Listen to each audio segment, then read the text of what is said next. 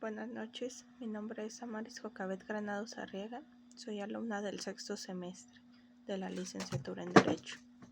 En este video analizaré la clasificación de los derechos humanos en generaciones, sus beneficios y los desafíos que presenta esta división. La clasificación de los derechos humanos en generaciones es un concepto ampliamente utilizado para entender su evolución y la aplicación que tiene en distintos contextos históricos y sociales. Es así que procederé a tal explicación. La primera generación se origina en el siglo XVIII con las revoluciones liberales como la Revolución Francesa y la independencia de los Estados Unidos. Su principal enfoque es en los derechos civiles y políticos que buscan garantizar las libertades individuales frente al Estado. Algunos ejemplos de ellas son el derecho a la vida, la libertad de expresión, el derecho al voto o la igualdad ante la ley. Según Aguilar Cuevas, estos derechos imponen al Estado el deber de respetarlos y que solo se limiten bajo ciertas circunstancias establecidas en la Constitución. Para la segunda generación encontramos que surgen en el siglo XIX y XX, luego de la Revolución Industrial y los movimientos obreros. Incluyen derechos económicos, sociales y culturales que requieren la intervención del Estado para su realización.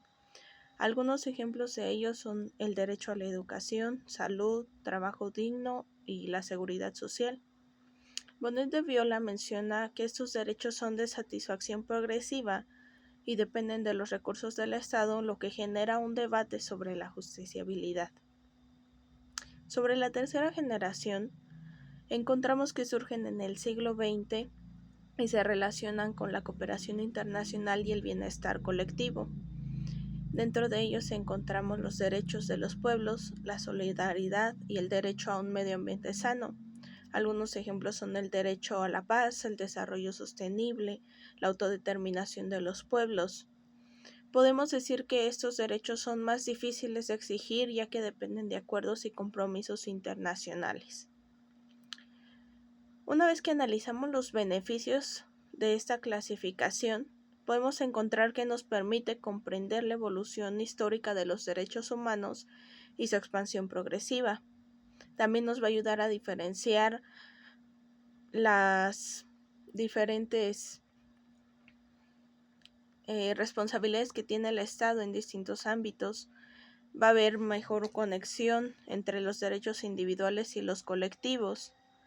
Bonet de Viola nos dice que esta clasificación es útil para jerarquizar los derechos, pero implica, por supuesto, cierta sobrevaloración de los derechos civiles sobre los sociales y los económicos. Sobre la reflexión crítica y los desafíos que se presentan, podemos mencionar dos. Uno es la justiciabilidad de los derechos de segunda y tercera generación, ya que a diferencia de los derechos civiles y políticos que son exigibles inmediatamente, los derechos sociales y colectivos van a depender de ciertos recursos y políticas del Estado.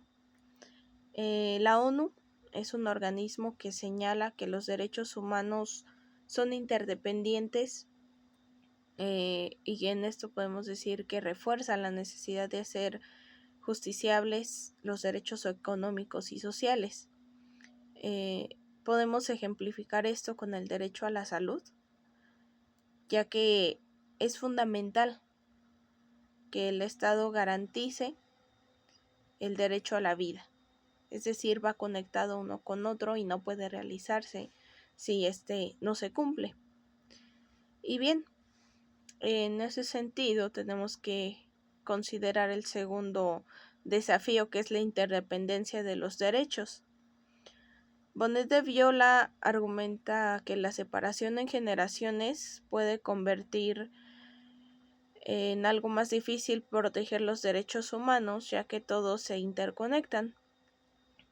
Por ejemplo, sin acceso a la educación, que es un derecho de segunda generación, es difícil ejercer derechos políticos como el derecho al voto, que es de primera generación. También podemos ejemplificarlo con una crisis ambiental que surge de la tercera generación, es esencial para la calidad de vida y sin embargo en muchas ocasiones esto no se cumple por lo tanto no se cumple su propósito y el ejercicio de otros derechos se ven afectados. A manera de conclusión, podemos decir que la clasificación por generaciones nos va a permitir analizar de manera estructurada los derechos humanos, pero obviamente va a haber ciertos desafíos en su aplicación. También resulta fundamental el reforzar la idea de que todos los derechos son importantes, son interdependientes y además es necesario exigir su cumplimiento integral. Bonet de Viola nos mencionaba que la clave se trata en superar la jerarquización de derechos y promover su garantía de una manera efectiva en todos los niveles. Por lo tanto, yo creo que es muy importante aún que conozcamos y que como parte de la ciudadanía estemos informados, porque generalmente desconocemos toda esta información y por lo tanto no exigimos los derechos como debe de realizarse. Esto nos lleva a tener conflictos, a no exigir al Estado que cumpla su parte y por supuesto debemos garantizar que todos estos derechos por parte del Estado sean otorgados para así poder tener un desarrollo integral de las infancias, de las juventudes, de los adultos mayores y bueno, de todas las personas, como debería de ser sin importar raza, etnia, sexo. Por lo tanto, espero que en este video haya sido claro la diferencia entre estas generaciones, que también esta pequeña crítica y los beneficios que hay en dividirlos y jerarquizarlos de esta manera hayan sido útiles. Es todo por mi parte y agradezco mucho su atención. Envío un cordial saludo.